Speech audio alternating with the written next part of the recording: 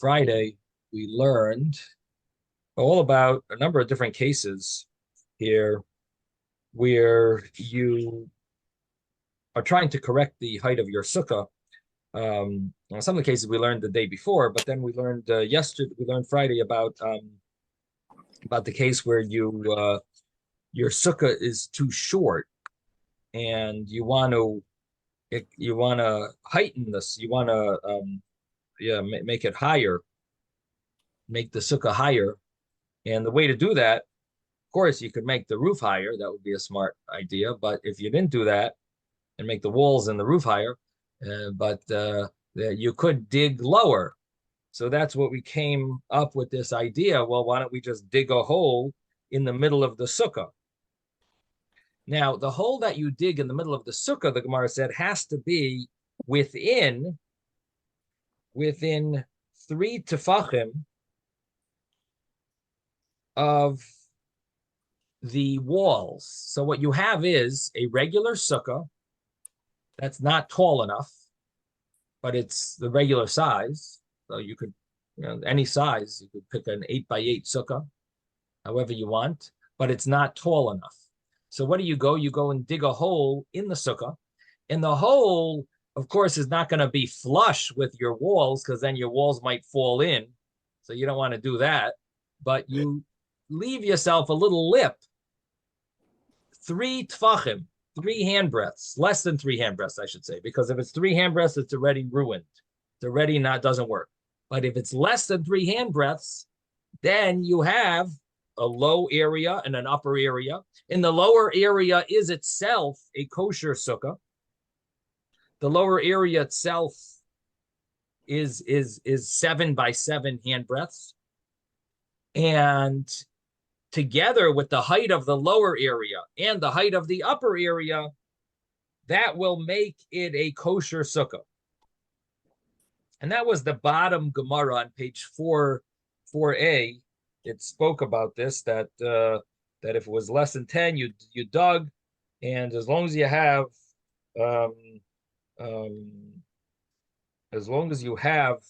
the less than 3 tefachim, it will be considered lavud. That was the term that we used, that it's a concept of lavud. Lavud means a branch. It's like we attach the two things because it's less than 3 tefachim away, and we would allow you to dwell in the sukkah. Now, so where are you going to sit? So you're going to sit in the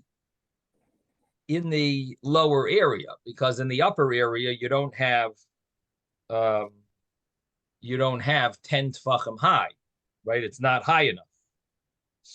Now there is a debate. Maybe since the lower area is kosher, maybe the schach that extends outside of that area is called pisal hayotze min hasukah, is called that schach, that as long as the schach is there and continues outside the sukkah, maybe that should work.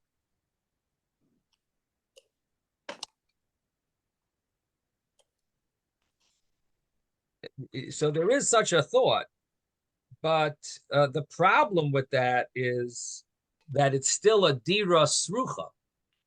It's still a very lowly, distasteful dwelling. And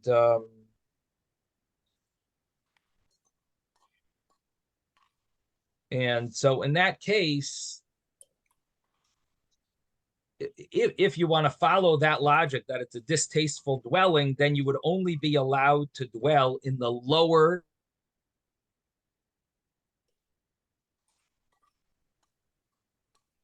walls of that area. Plus, attached to those walls, you have the walls of the outer area. And this is considered a kosher sukkah.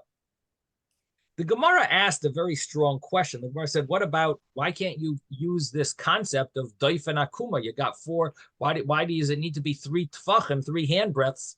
We learned before that you have certain potential usage of up to 4 amos, up to 4 cubits.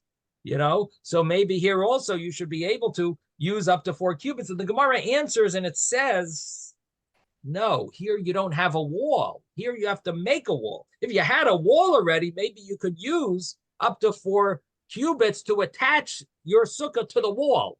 But if you don't have a wall, you want to make a wall, then it's got to be close to make up an actual wall. And here what you have is an upper section of your sukkah. Then it goes indents, it goes in, and then you have a lower section. And together, these upper section wall and the lower section wall together is making 10 tefachim, 10 handbreadths. But you don't have a 10 handbreadth wall. And according to halacha, a wall that is not 10 handbreadths is not a wall. So you are trying to create a wall. It needs to be the 2 parts of your wall have to be within 3 handbreadths to attach them. So again, what you have is you have a upper sukkah, which is not a kosher sukkah, and then you have a lower sukkah because you dug a hole in the middle of your upper sukkah. You dug a hole, and that lower sukkah has walls. Those walls are not not tall enough themselves to be a sukkah, but together with the walls of the lower section and the upper section, you now created a sukkah. So all you need is all you're able to allow is a separation of up to 3 handbreadths between the 2 walls. And then you can attach the 2 walls and make it a wall. Now, the interesting question is, think about this case. Imagine if you have a sukkah that is 10 tvachim tall, but the schach lowers to lower than 10 tefachim. And we said before that when the schach goes below 10 tefachim, it's considered a dira srucha. It is considered a place you can't dwell. What happens then if you want to dig a hole in the middle of that sukkah? Now that's sukkah, think about it. That sukkah has walls that are 10 tefachim. It has real solid walls. The problem with that sukkah is the schach got too low. But are the walls? That wall is a wall. It's a 10 tefachim wall. So the commentaries want to say, in that scenario, maybe you'll have Dalit Amos. You could make a hole in the middle of the sukkah that's far from the wall. It's 4 cubits, up to 4 cubits away from the wall. And then you could actually attach the 2 things, because there you you're not creating a wall. There you have a wall. It's a solid wall. You just want to attach another part to the wall in order that you could have not a dira srucha. It shouldn't be a distasteful dwelling. So there you could maybe include the area that is below, even if it's up to 4 cubits away, because you're not creating a wall in that scenario. They give one more example. What happens if you have a sukkah that the sukkah's walls are 10 tefachim, perfect, but the schach is not sitting on the top of the sukkah. The schach is sitting on a lower section of the wall. So in that scenario, again, you have a 10 tefachim wall, but your sukkah is not a kosher sukkah because the actual sukkah height is only 7 tefachim, 7 handbreadths. But your walls are walls. So that would be a very similar case. But basically, would you be able to attach? The commentaries want to say that maybe that would be okay. I have to look it up in Shulchan Aruch because it's nice to explain the Gemara that it should be okay. Let's see what the Shulchan Aruch says, so that we could see the Shulchan Aruch. Of course, these are not such practical cases. I don't think that it happens that often that you're going to make a step inside your sukkah below.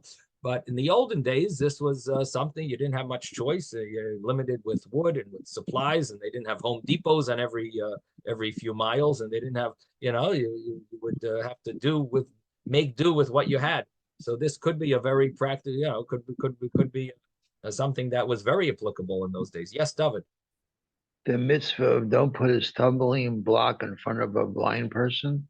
So isn't digging a hole in the middle of your sukkah a sakana that somebody could fall in? People don't expect to have a hole in the middle of somebody's sukkah. They'll just take a step and all of a sudden they're falling in the hole.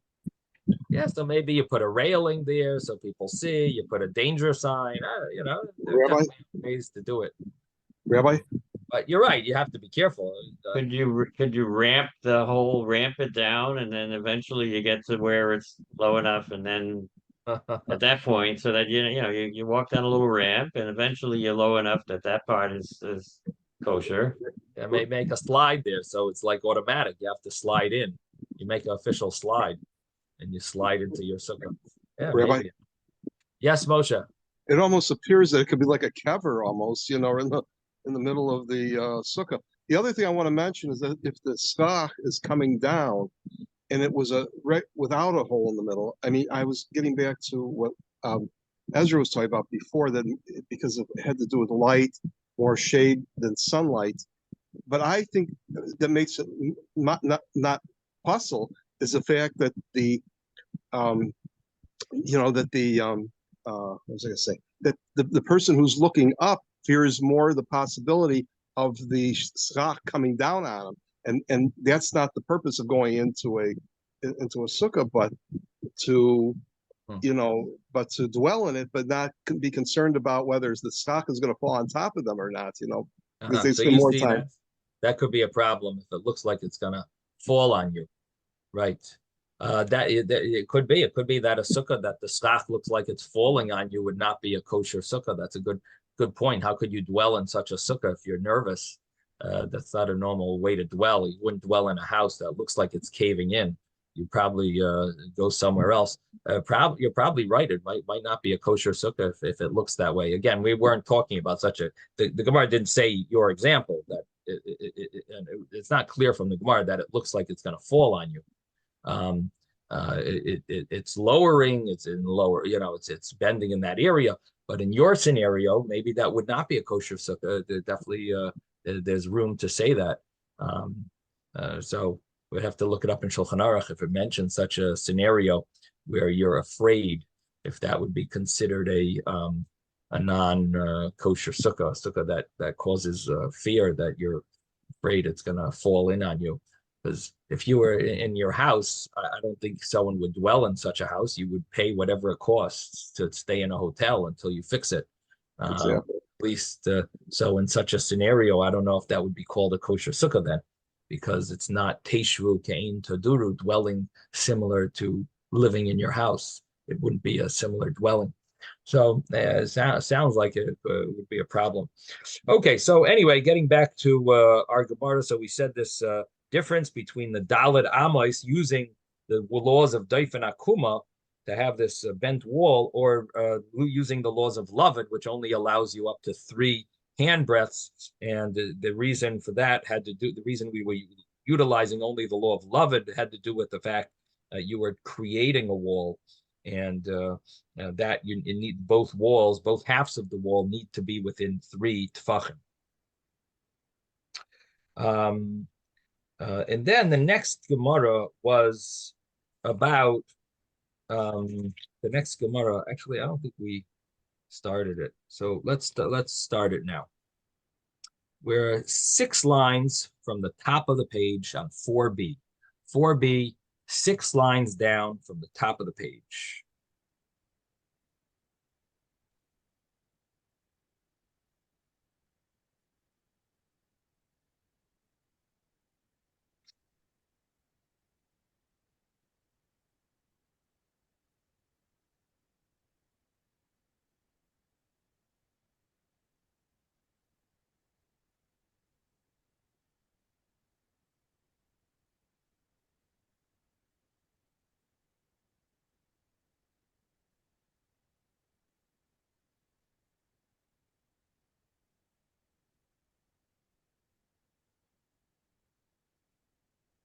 So the Gemara says,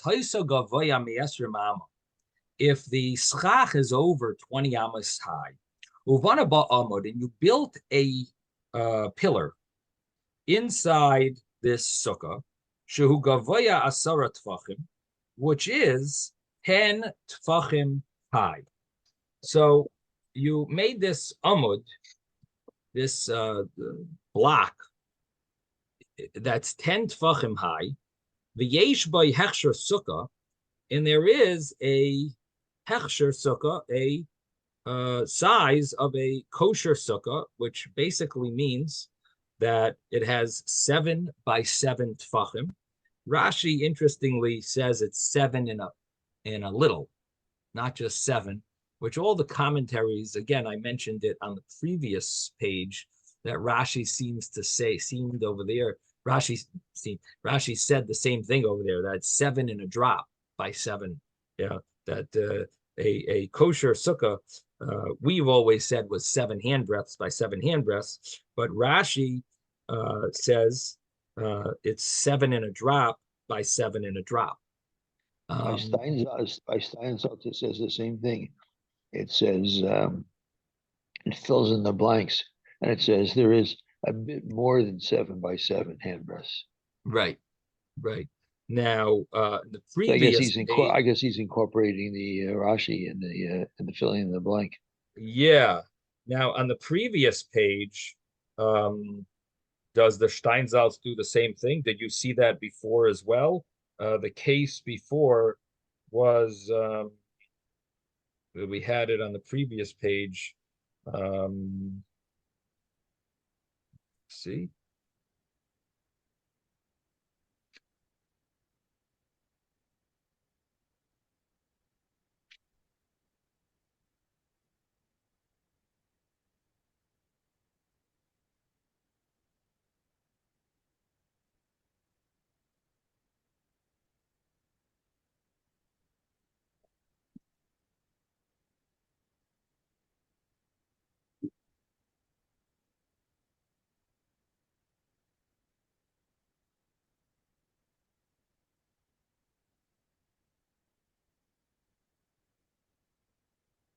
The previous page was when you had that platform in the middle of the sukkah. So it says if it has in the platform the measurement of 7 and a drop by 7 and a drop, then it would be kosher. And that was that case with the middle platform. Do you see that, David, on the previous page? I'm lucky I don't see it yet. It's right after the in the middle. It's That after picture. It's after the Abaya and Rava discussion. On page 4A, it would be 4A and Right. 4A and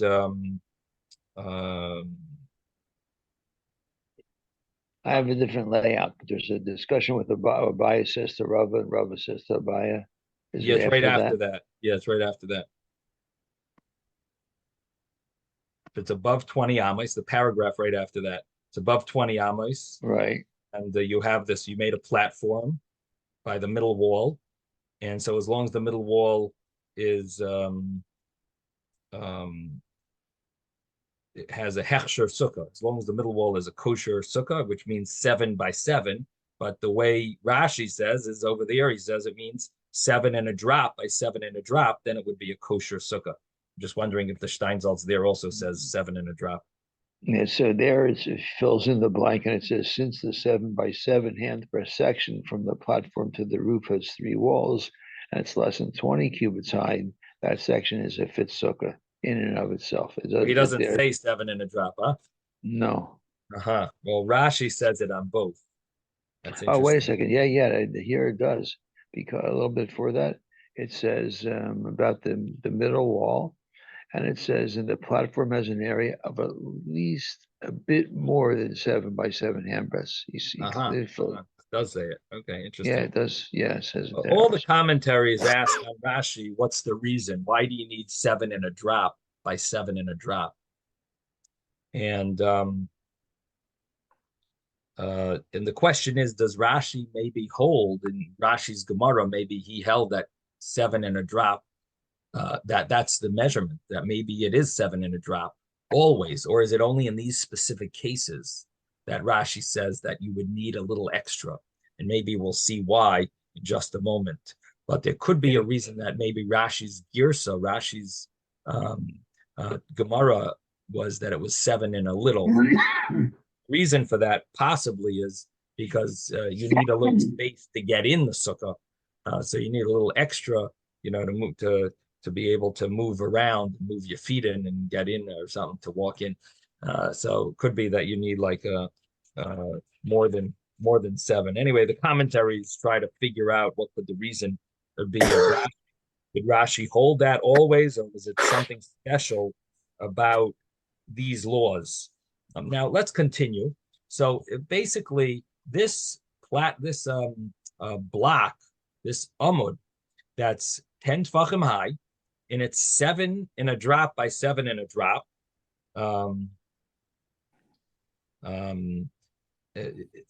This sukkah, Abaye thought to say, Savra Abaye Lameimar, good asik mechitzasa. Let's the wall lift, pull up the mechitza, the wall, and meaning the wall that's around the outer section of this block is basically a wall. It happens to be a solid wall, and there's no space in the middle. But let's just imagine that you just had the outer section of this. Imagine that you cut a hollow in this block. Then you would have, it would be 4 walls. So those 4 walls, according to halacha, again, here we have a new law. So we've learned doifen akuma, which was this bent wall, which we included a roof to be a wall. We learned the law of lavud, which is something within 3 tefachim, 3 handbreadths can be attached. Now we're learning another law that when you have a wall that's 10 tefachim tall, we consider the wall that we're allowed to draw it further up. We can pull it up further and make it bigger. So it is 10 tefachim, but we're now going to make it as if the wall of your sukkah, you're sitting on top of this block. You don't have a wall around you, but the block itself is 10 tefachim tall. And let's imagine that we could have this outer section of the block that we're going to extend it upward, because there's a halacha that walls can extend. Good asik mechitzasa. The mechitza is asik, is elevated, is pulled up, and we draw it and pull it up further up. Now, in Florida, we're very familiar with this law because we rely, this is the source of the Florida sukkah, where you only put a wall around the bottom section and you leave the upper section empty. You have lattice on the bottom. The typical Florida sukkah, you have lattice 4 by 8 lying down horizontally. The height is only 4 feet, and the rest of your schach is generally somewhere around 7 or 8 feet, and you basically leave it open. How does that work? Because we rely on the law of good asik mechitzasa. We're going to pull up the wall, and the wall is not really covering the whole sukkah, but it's a kosher wall because it's 48 inches. And according to halacha, all a wall needs to be is really like 31 inches, or according to other opinions, maybe 39 or 40, different opinions. But once it's 40 inches, you for sure covered yourself. And this is 48 inches because it's 4 feet high, the way you're positioning it, 4 feet high. And that lattice is going to be your wall. Even though it doesn't reach the schach, it's because good asik mechitzasa, we pull up the wall according to halacha. If it's a kosher wall, it's over 40 inches. We're going to now elevate your wall to the roof and consider it a kosher, a full wall. Now the question is, can you say that same logic when you are sitting on top of a box? Can you say, well, let me extend the box? I'm sitting on top of a solid piece of wood, a square wood, a solid block, and I want to say, well, the block, it has walls around because it's a solid block. So the outer section, imagine I just hollowed it out. That's basically a wall. So let me just extend those walls. I'm sitting on top of it. I have a sheer sukkah. It's 7 in a drop by 7 in a drop. And now the wall of the sukkah can now be extended. And so Abaye said, why isn't that kosher? If a Florida sukkah works, so sitting on top of a block also should work. So the Rava said, Amalei Rava, be'inan mechitzas hanikarois v'lek. Rava says, no, this doesn't work because we need mechitzos, we need walls that are nicker, that are recognizable. And this block that you're sitting on, the walls are not recognizable as walls. And therefore, you can't say good asik. We can't use this term good asik that the wall is extended. We elevate the wall and extend it.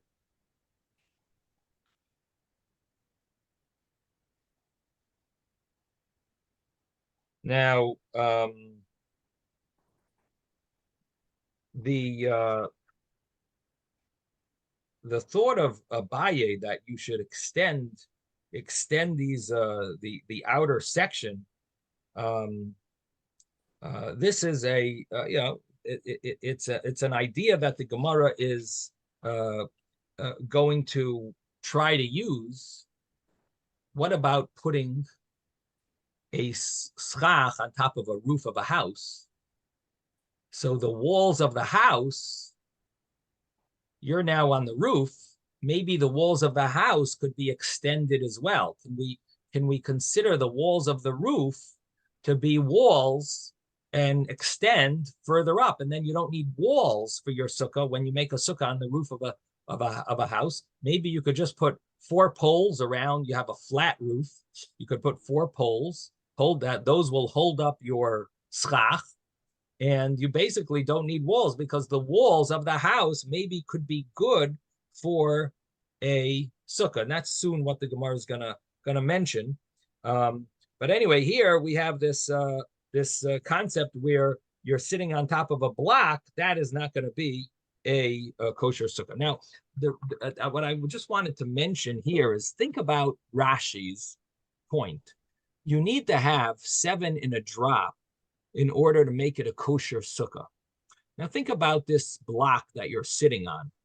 You put your chair and your table on top of this block of wood or whatever it is, and you're sitting there, and you want to consider this a kosher sukkah. Why are you considering it a kosher sukkah? Because the wall around it, we're going to imagine that it's going to extend upward. Now imagine if that wall extended upward. So you're going to take, let's say, a millimeter. The millimeter is what we're calling is basically the wall. There's the block is 7 tfachim by 7 tfachim. Imagine if it was not 7 in a drop. It was only 7 tfachim block, 7 handbreadths by 7 handbreadths. And now the outer millimeter is what we're going to call the wall. And we're going to say, let's extend it upward. Now, think about your sukkah that you're now extended. Think about this imaginary wall that you've just extended upward. How big is your sukkah now? You've now extended 1 millimeter upward from your block. So you're sitting in a sukkah that's 7 handbreadths minus 1 millimeter. Why? Because the wall that was on the bottom has now been extended upward. And if your sukkah was only 7 by 7, you sat in a sukkah. You're sitting now in a sukkah that's 7 minus 1 millimeter. So some want to say maybe that's why Rashi says it has to be 7 and a millimeter, because in a little, because if it was only 7, then you're now minus. You're too small. So the wall has to be a little extra. Now this fits very nicely, and it sounds really nice in Rashi on this Gemara. The problem is on the previous Gemara to say that it doesn't flow as well. Because there, you're not using the area, the walls around your platform you're not using that area. So why over there do you need 7 in a drop by 7 in a drop? Here, it's a very nice shot. You need 7 in a drop because if you're extending those walls, that means your sukkah is less than 7 by 7.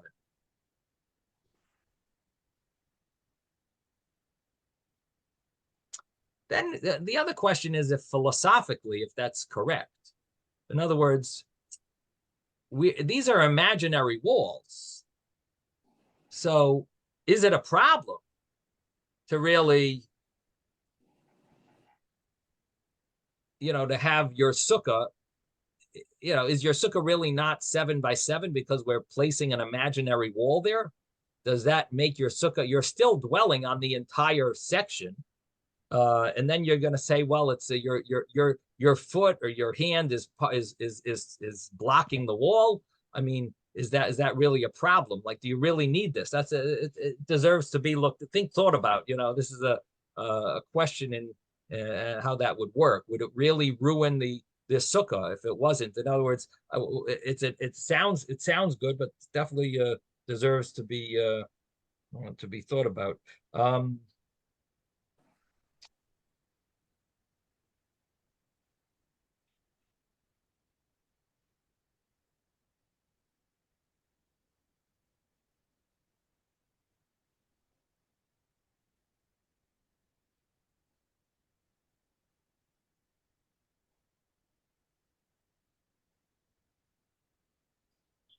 Anyway, there is a way of explaining the previous Gemara.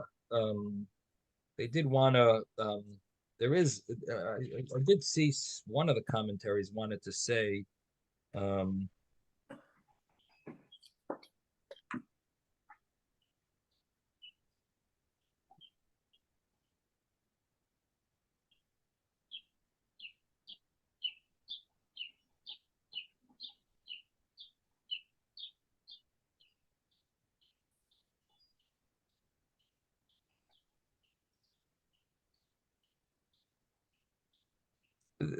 If they want to say this in the previous Gemara, what are you trying to do? You're trying to minimize the height of your sukkah to less than 20 amas. So you put a platform there. Now, the problem is that the walls are really over 20 amas. And those walls, because they start on the bottom. So you need to prove that you don't care about such big walls. And you're satisfied with walls that would go and extend from the top of your platform to the roof. If you need to prove that, even though your walls are around it, and we're going to consider it a kosher sukkah because we're considering these walls to be, really connected to the platform. But the thing is, the walls really start much lower. So if you want to be able to utilize those walls, you need to be able to say that I don't care that the walls extend further. I don't care that they extend to the ground. I'm satisfied if the walls would be smaller. So in order to say that, you need to have a sukkah that's a little more than 7 by 7, even in the previous page. Because there you're emphasizing the reason that the sukkah is kosher is because the walls, you don't care that they're too long. It's fine if they would be less. And in that scenario, you need a sukkah that's a little bigger than 7 by 7 so that you could theoretically have walls that, if you're really claiming you don't care that the walls are so big, then you need to make it work. It needs to actually work, that you could have walls that go on top of your platform to the roof. But if your sukkah is only 7 by 7 in maximum, then if you had put walls there, it wouldn't be big enough to live on.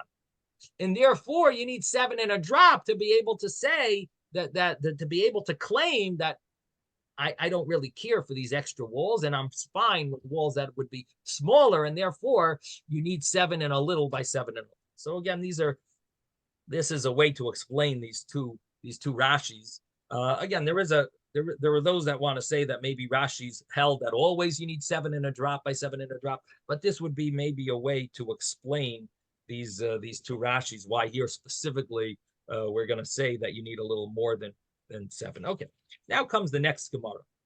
The next Gemara is Tanu Rabbanan. The rabbis learned in a brisa. The rabbis taught in a brisa. Noatz arba kundesin v'sikech al gabon. You stuck in the ground. You stabbed. You were knots. Is like pierced. You pierced 4 poles.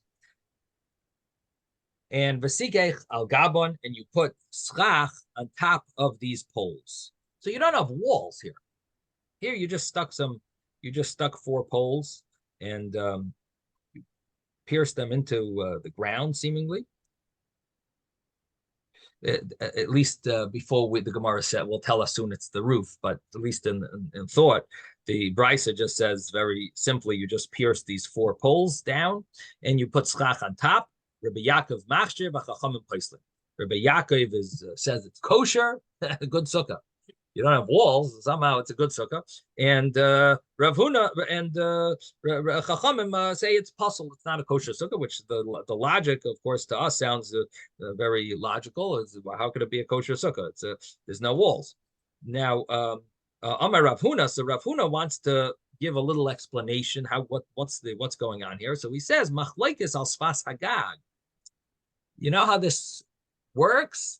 The argument between these two between the Chachamim and Rabbi Yaakov, this argument is talking about a case where you've stuck 4 poles in the corners of your house, the flat roof house, and you now want to use that as your sukkah. You put schach on top, but you don't have walls. But maybe you could use the walls of the house. So he says, Machlekes is on Sfas Hagag at the edge of the roof. Rabbi Yaakov Salvar Aminun good asik mechitza. So Rabbi Yaakov says you could say this good asik law that you lift the walls of the house and in this scenario you don't need to worry about the issue of having recognizable walls, because these are definitely walls. They're walls of a house. So Rabbi Yaakov says we say good asik mechitzas. Rabbanan savri lo yamrinon good asik mechitzas, and the rabbis say that we do not say good asik. We do not say that we can extend these walls use the walls of the house for the sukkah. And the reason why we wouldn't say that is because they are not extending upward enough in order to consider them recognizable. And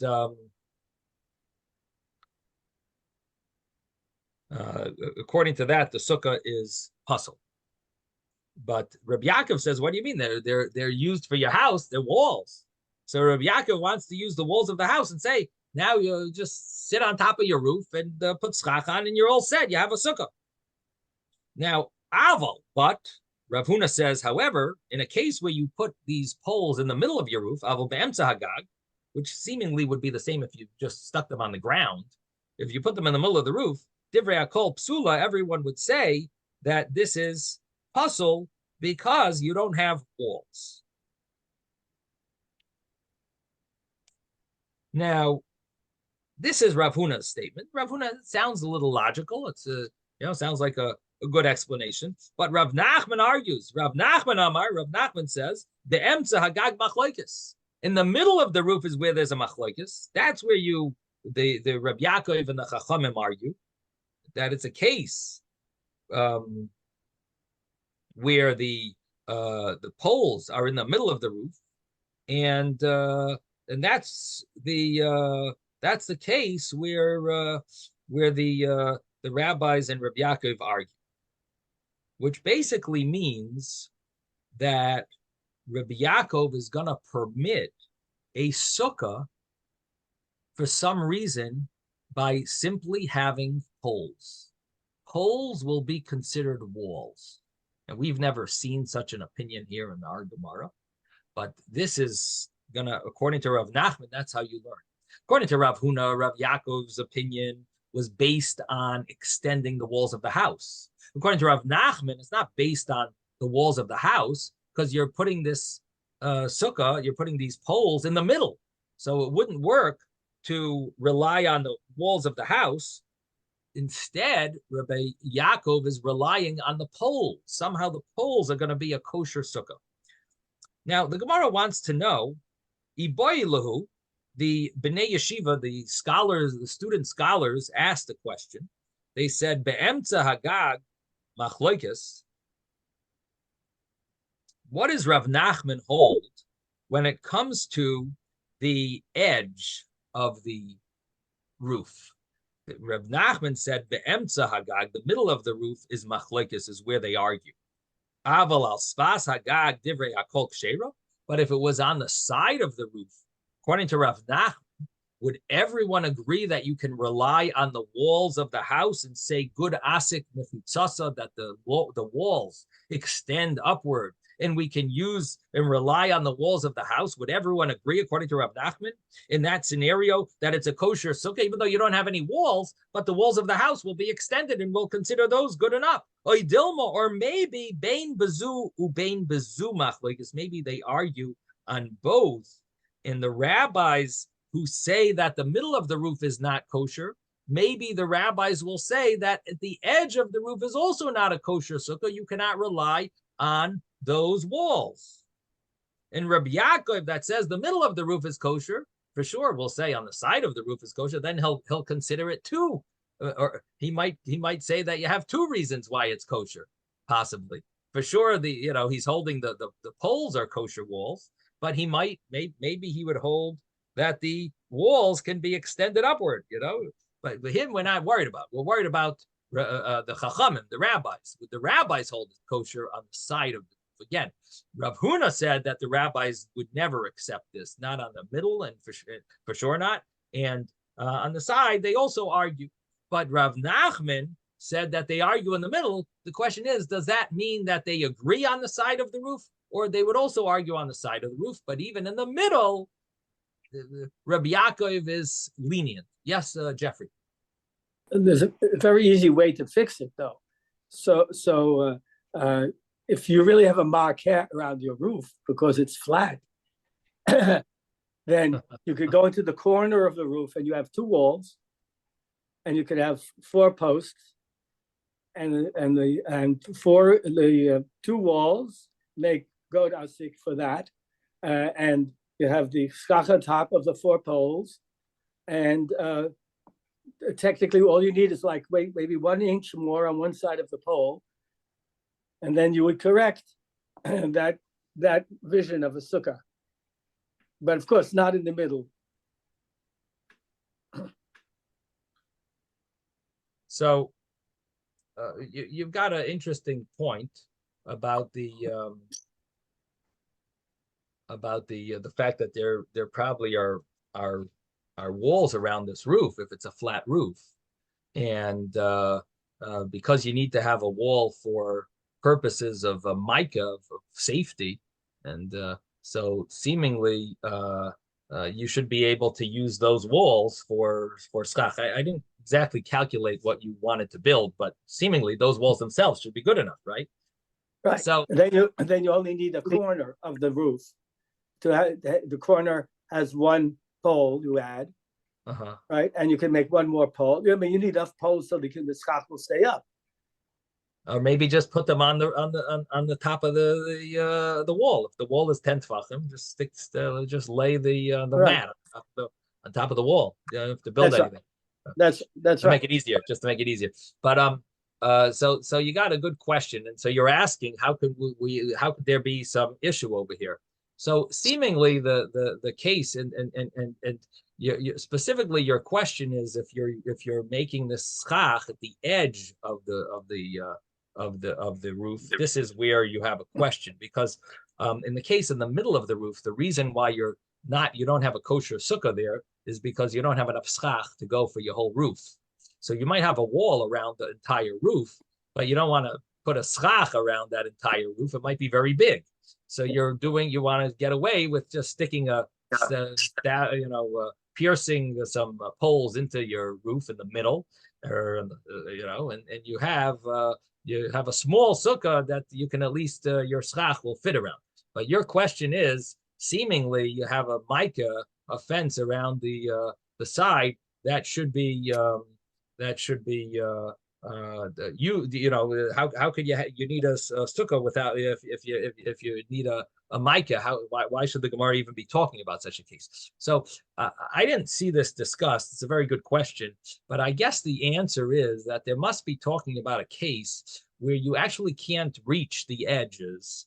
So you don't need to worry about putting a fence. There must be some reason why, why it's, you have a reason why you don't, you have a different fence that it encircles earlier, closer. I don't know. For some reason, it's not a problem. Or the fence of the mica maybe doesn't need to be 10 tefachim tall. It could be that a fence, I'm not sure. I'd have to look up in the laws of fence how tall it has to be.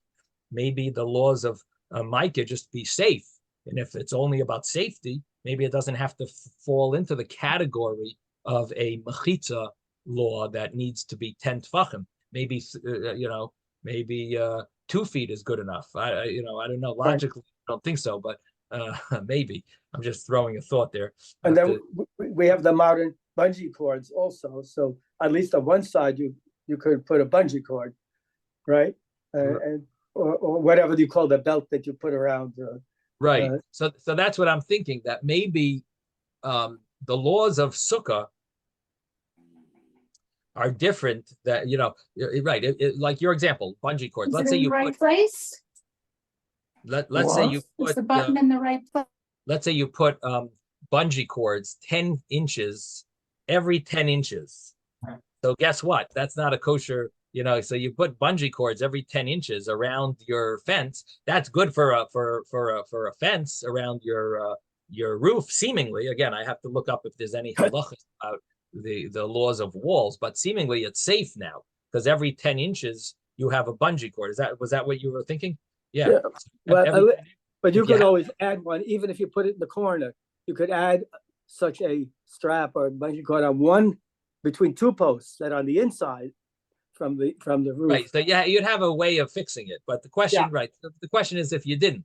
So you have bungee cords that are protecting you from falling off, but they're not kosher for sukkah walls. That would be. And then you put a mat. Maybe the mat doesn't have to go over the whole roof then. Right, the mat. Once you have 2 sides and a piece, in one corner, you could have the mat go on top, and it's not too tall. Even if you extend the walls, right, it's not too tall. I just see it like you, that you can't do the whole roof; it's much too big. But you could do one piece of the roof.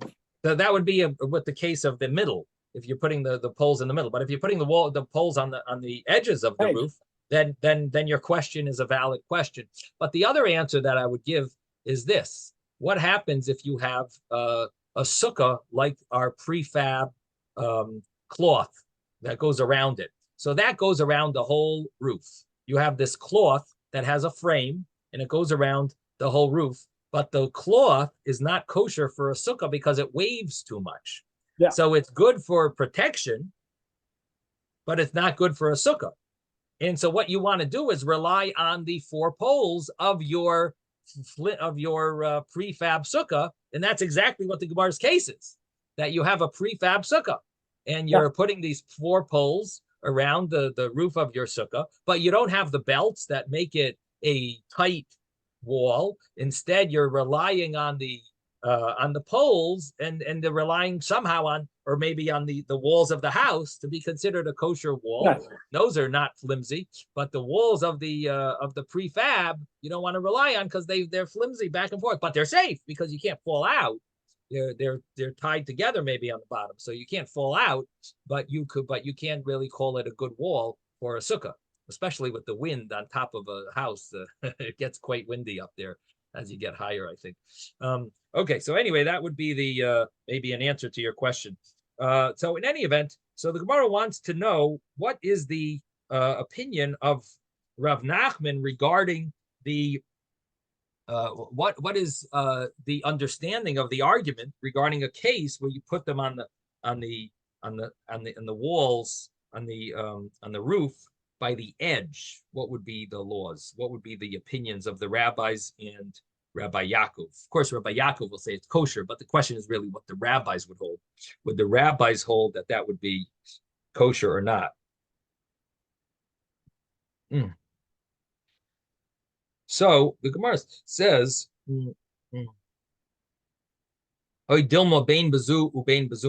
maybe they argue on both cases. The Gemara answers teku. Teku is tishbi yataretz kushias v'ibayis. Eliyahu Navi is called the Tishbi. He will answer these questions. In other words, we're not sure.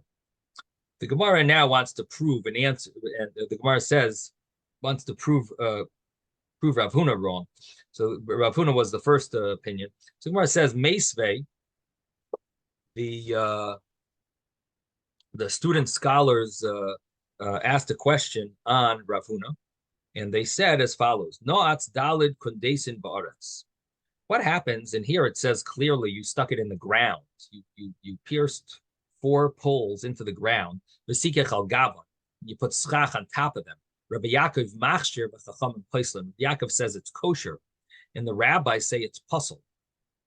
Now, this case of sticking them in the ground gives us a lot of clarity on Rabbi Yaakov's halacha, because previously, if he stuck it in the roof, then maybe he was relying somehow on the walls of the roof. Yeah, there was room for a discussion. What was his logic?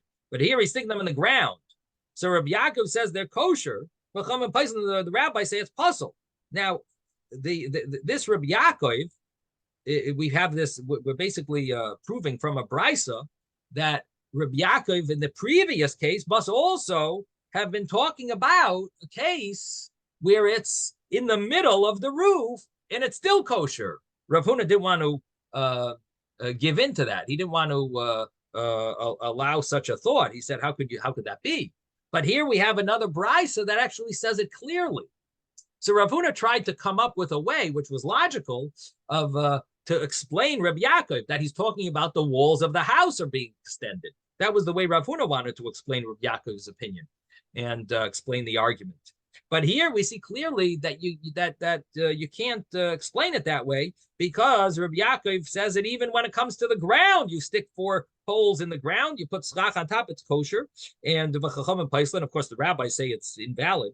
Now v'ha eretz the ke'emtza hagagdami, and now this case of piercing the ground is similar to the middle of the roof. V'kamachsher Rabbi Yaakov. And Rabbi Yaakov says it's kosher. So this is a tiyufta. This is a proof against. This is proves wrong. Tiyufta means it proves wrong. Rav Huna tiyufta proves Rav Huna wrong. Rav Huna, we now have proved that the argument of Rabbi Yaakov and where Rabbi Yaakov permits it is definitely in the middle of the roof. Now, we're not sure about the side, but at least for sure in the middle, we've now proved that he has his permit over there, even in the middle of the roof. Now comes the next question. V'yoid, be'emtza hu depligi. It must be that they argue in the middle of the roof. But everyone would agree if it's at the side of the roof that it's kosher. It must be that everyone will agree that on the side of the roof it's kosher, because the reason why the Gemara understands it that way is because why did they pick a case of piercing the ground? If they argued on the case of a roof, then they should have said that on the side of the roof, the rabbis prohibited that even though you have the walls of the house, right? They should have showed us that the rabbis are so strict. Not only they don't allow in the middle of the roof, the rabbis don't allow you to use the poles as schach, but the rabbis should have said a case of the side of the roof where the rabbis say that even there it's not kosher, even though you have walls of the house, it's not kosher. So the Gemara says, Lema, you see the case is specifically talking about in the earth. In the earth is not a case of the side of the house, is very different. So they specifically argue in this case, Lema Tevi Tiyufta Rav Huna Batarti, let's say that this will prove wrong Rav Huna on both cases, because we see that they basically don't argue in that scenario.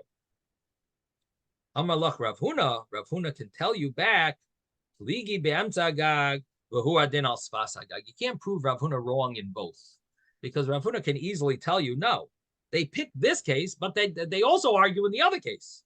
They argue in the middle of the roof. V'hu adin, and the same thing applies. Al sfasagag, on the side of the roof, they also argue. In this, that they argue in the middle of the roof, in the pick that case, this that it mentions the case that they argue in the middle of the roof, to Rabbi Yaakov to show the power, the strength of the opinion of Rabbi Yaakov, the permit of Rabbi Yaakov. That even in the middle of the roof, he permits it, which is a very shocking thing. Rav Huna couldn't accept such a thing. He couldn't fathom it, that you could permit a sukkah in the middle of the roof.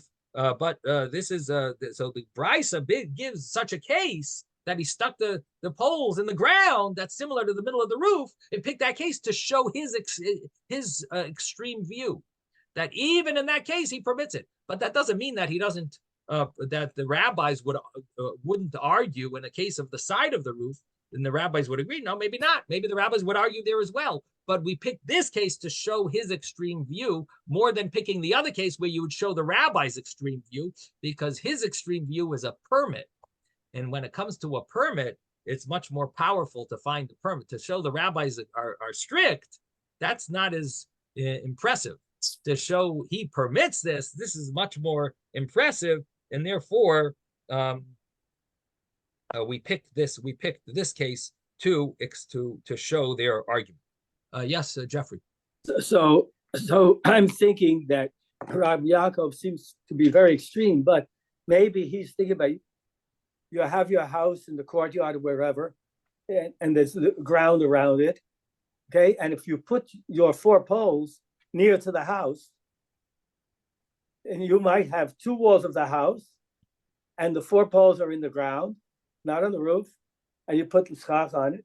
So you don't have to build any walls. You can utilize the walls that are there. So that would be very nice, except I guess the Gemara can't accept that, because the wording of the Brisa really does not imply that. It implies that you're traveling. You have to understand, in the old days also, you stick something, they had a lot of land, and the land, it says you stuck them in the ground, in the earth.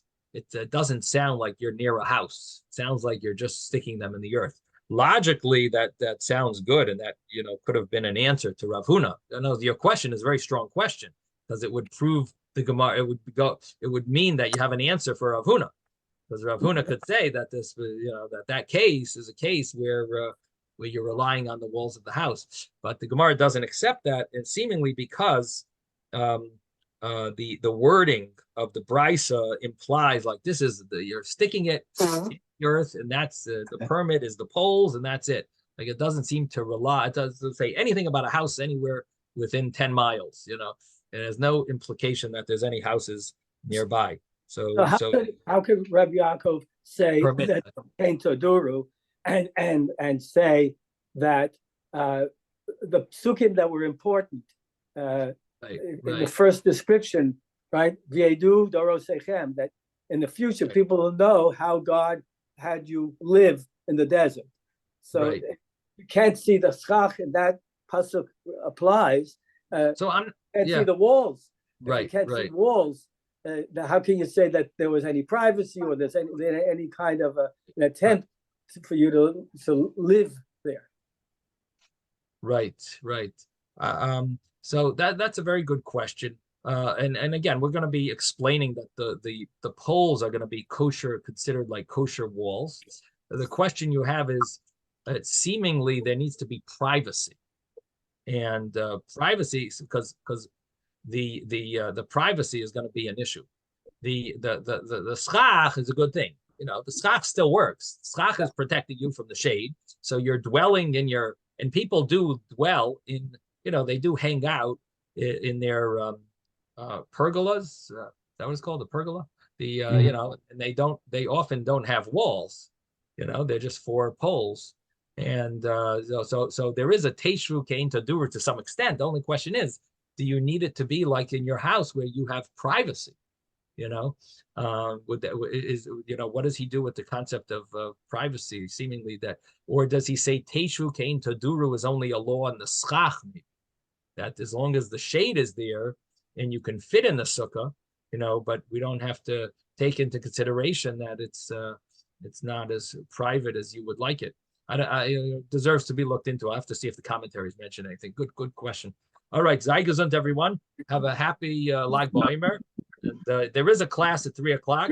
Of course, if you're in the middle of a parade, we're not expecting you, but otherwise, there's a Torah class at 3 o'clock. Sei gesund, everyone. Thank you, Thank Rabbi. you, Rebbe. Rabbi. Thank you, Ishikawa.